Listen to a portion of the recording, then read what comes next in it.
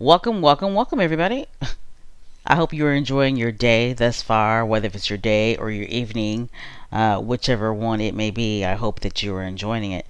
This is your girl, Special K Thoughts, and when it comes to our faves, there's always news dropping, right? There is always news dropping about our faves, the Duke and Duchess of Sussex. Now, what I'm getting ready to discuss with you guys is news in regards to Tyler Perry. Here in the United States of America, Tyler Perry is very well known.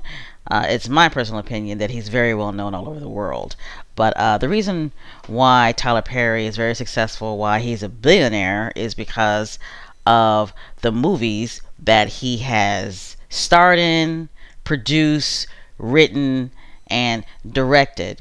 A lot of those movies are the Medea movies, right? And he's done a lot of other movies, and he's produced many successful TV shows. Now, Tyler Perry, he has recently written, produced, and directed a movie for Netflix, and the name of that movie is entitled The 6888, which, like I previously stated, he wrote it, he directed it, and produced it. And this movie, which will be shown on Netflix, it's about the only all black, all female battalion in the Second World War. And it stars Kerry Washington. So you know me, I can't wait till that comes out, because when it comes out, I'm definitely going to be watching it on Netflix.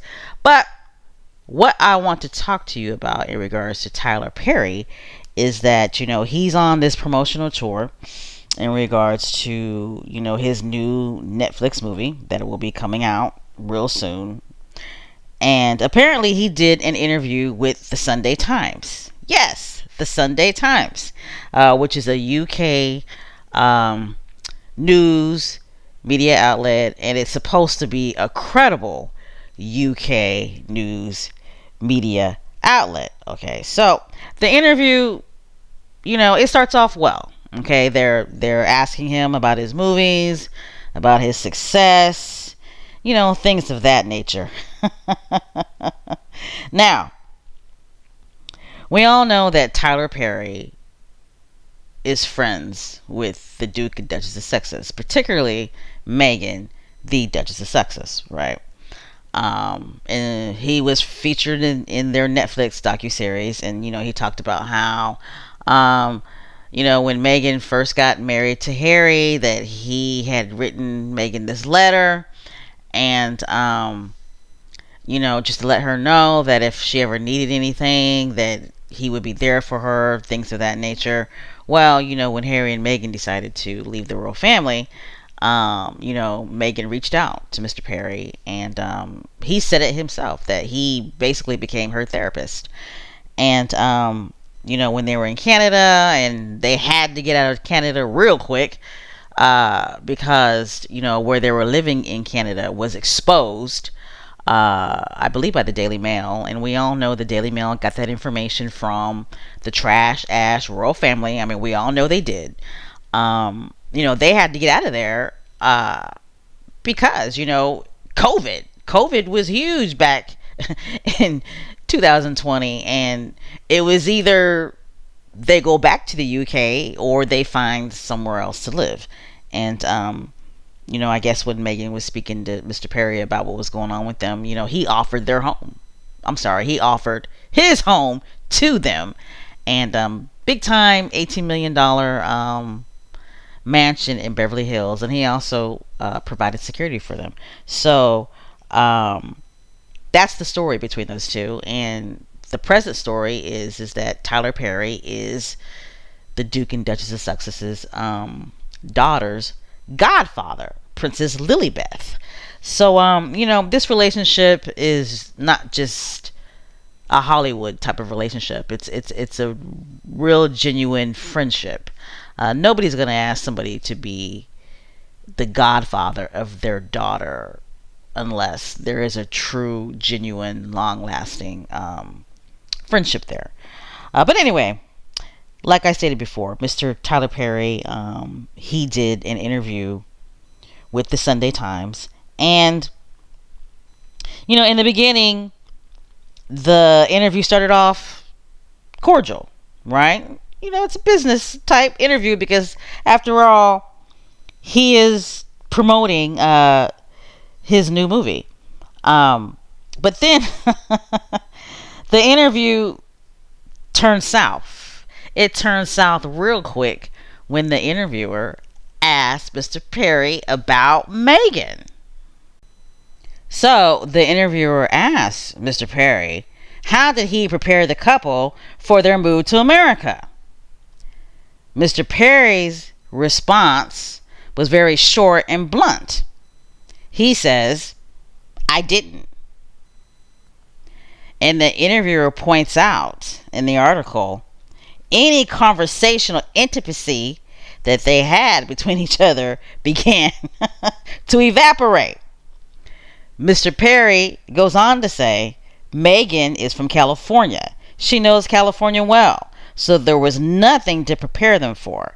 But I will say this, what I learned about mentioning them, because there's this insatiable appetite to know all about them, is that any question that is asked becomes the headline of anything I say. So the interviewer asked Mr. Perry, why is the appetite so insatiable? Mr. Perry responds, very bluntly, you're from the UK. You tell me. So then the interviewer responds and says to Mr. Perry, the headlines are just as plentiful in America. Mr. Perry responds back bluntly, you think? Well, you would know better than I would because I'm not paying attention to that world. And the interviewer states in the article, it's clearly time to cut. Next scene. And that was the end of that. The interviewer did not ask Mr. Perry any more questions about his friendship with Prince Harry or any more questions about his friendship with Meghan. Mr. Perry shut that down real quick. Okay. So, kudos to Mr. Perry. Kudos to him. Mr. Perry understood the assignment. And, if you want to read the article, it's actually a pretty good article. The article does take a deep dive into Mr. Perry's excellent career, very successful career. They hit the main points in his career, and they talk about, his other friendships that he has. But Mr. Tyler Perry has made it clear that when he does interviews with the British press, he is not going to discuss his relationship with Meghan, the Duchess of Sussex. He's just not. Not when it comes to the UK press.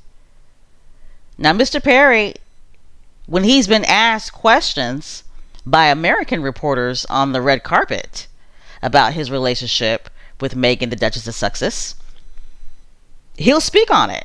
He always says that he loves them and he loves their relationship. But baby, when it came to the UK press, oh no, he shut the interviewer down. Cheers to you, Mr. Perry. Cheers to you. Girl, I wish I could have been a fly on the wall to see that interviewer's face when Mr. Perry shut her down. Wow. I bet that interviewer's face is still cracked and on the ground.